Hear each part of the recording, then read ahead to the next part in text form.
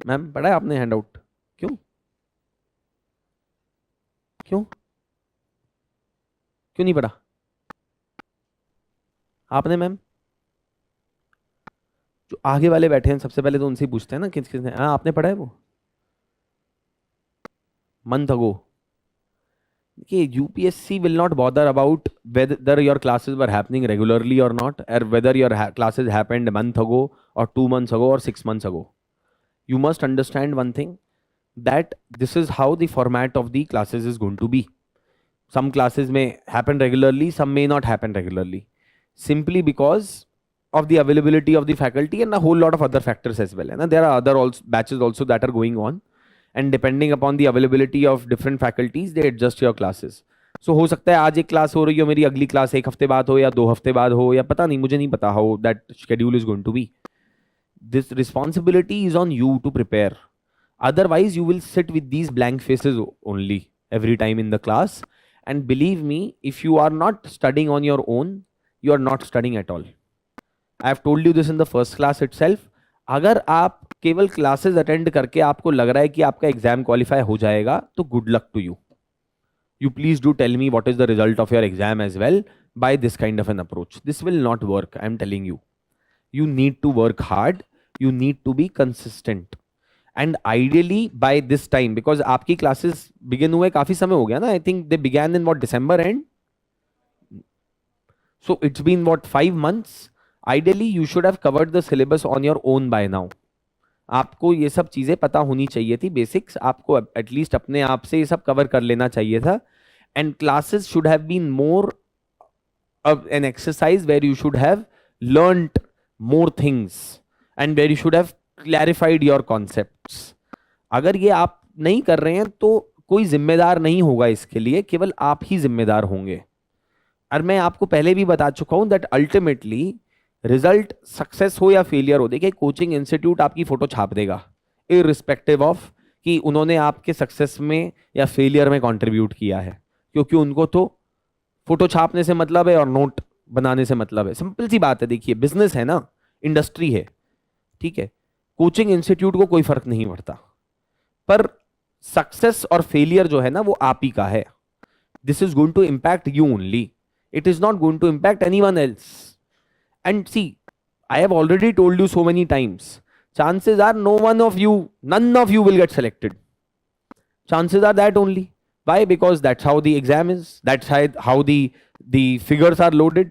That 99.99% of you will fail this exam. अगर आपको उस 0.01% में आना है तो पहले कम से कम अपने आप को एक चांस तो दीजिए, मेहनत तो कीजिए. If you are not willing to work hard, I can't do much. I am being very honest. मैं ज्यादा कुछ कर नहीं सकता, है ना. मैं आप क्योंकि अभी ऐसा लगता है आप लोगों को कि बहुत समय है. आप उन लोगों से पूछिए जो एग्जाम दे रहे हैं इस साल. अब उनकी मेल्स, मैसेजेस, सब तरीके की 50 तरीके की चीजें आनी शुरू हो गई हैं. सर हमें एंग्जाइटी हो रही है, घबराहट हो रही है. अब मेरे को खूब मेल्स आ रहे हैं, मुझे तो पता है अभी 1 महीना बचा है, अगले 15 दिन में तो और आएगा. ये सबकी वही सेम परेशानी, क्योंकि आपने पहले मेहनत करी नहीं, तो अब एंजाइटी होगी. अब क्या हो सकता है, क्योंकि आपको अपनी तैयारी पे कॉन्फिडेंस है नहीं, आपने मेहनत करी नहीं, you haven't worked hard, and now you are expecting some miracle to happen.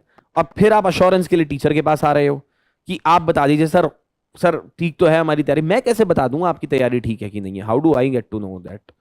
और मेरे पास इतना टाइम नहीं है कि मैं आपकी ये एंग्जाइटीज और ये जो डर हैं, फियर्स हैं, इनको एड्रेस करता फिरूं जब आपने खुद मेहनत नहीं करी. तो मैं बहुत सारे स्टूडेंट्स को मैं साफ साफ बोल देता हूं, अब मैं क्या करूं, what can I do at this point of time. जो करना है आप देखिएगा. आपने 1 साल का समय बर्बाद किया, you wasted 1 year, you whiled it away by enjoying it, and now you are coming to me and asking. So you be responsible to yourselves. See देखिए, कुछ बुरा नहीं है अगर आपने 1 साल मजे किए, वो भी बहुत अच्छी बात है, कोई दिक्कत नहीं है. बट फिर उसके लिए इतना गम क्यों हो रहा है आपको? Why are you feeling so guilty about it? Why are you feeling so bad about it?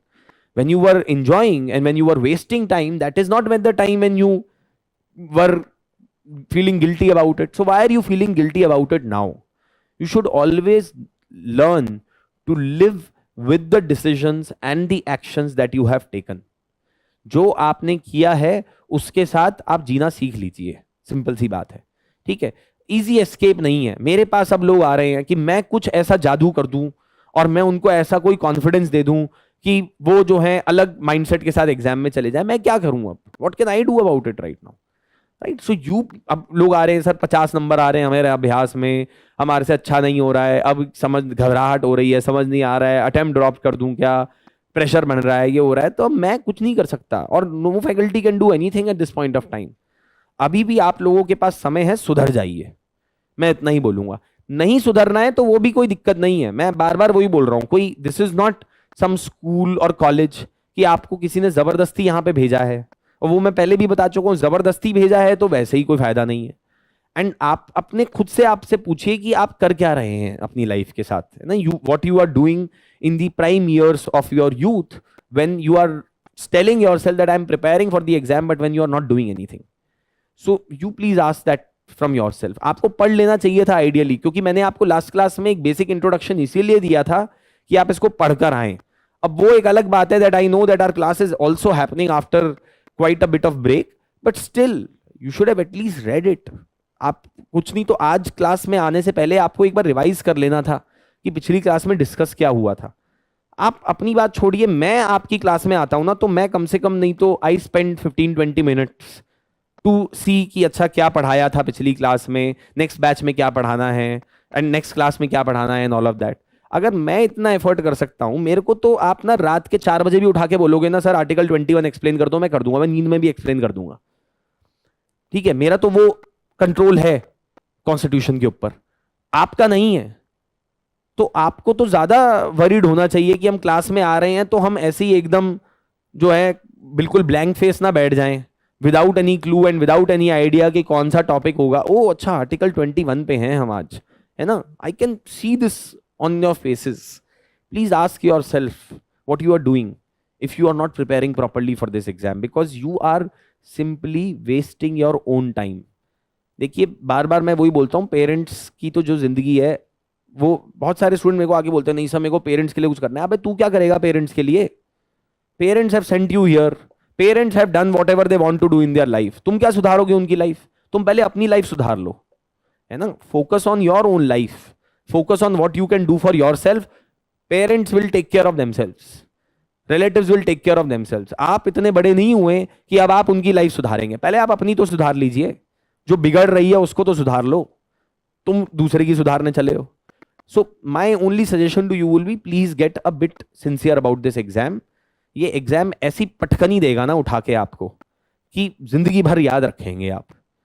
क्योंकि इसमें जब फेलियर आता है ना, प्रीलिम्स नहीं जब क्वालिफाई होता है, जब कंट्रोल F दबाते हो पीडीएफ के ऊपर और टन घंटी बजती है, ठीक है, तब पता चलता है कि ये क्या हो गया। देयर इज अंधकार आ जाता है आंखों के सामने, है ना, and there is an absolute blank. अब मुझसे पूछोगे मुझे कैसे ऐसा फील हुआ? First attempt when I gave the exam, prelims का रिजल्ट आया, I check the result, somehow पता नहीं वो मैंने कंट्रोल F किया, कुछ हुआ, वो टन बजा and I did not find my roll number there.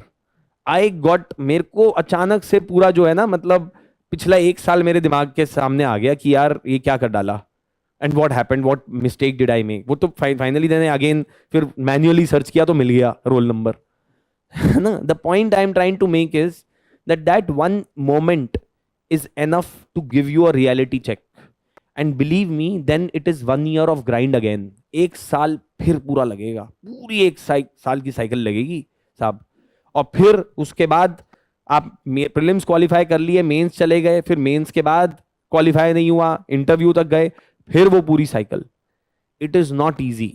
जितना आसान आपको लगता है उतना आसान है नहीं, है ना। ये सोशल मीडिया ने आपको ऐसा बिलीव करवा दिया होगा कि ये तो बहुत आसान है, हर कोई प्रिपेयर कर रहा है, देखो इसको भी देखो उसको भी देखो, but it does not work like that. I am telling you, you need to work hard and there is no substitute to working hard when it comes to this exam, absolutely none.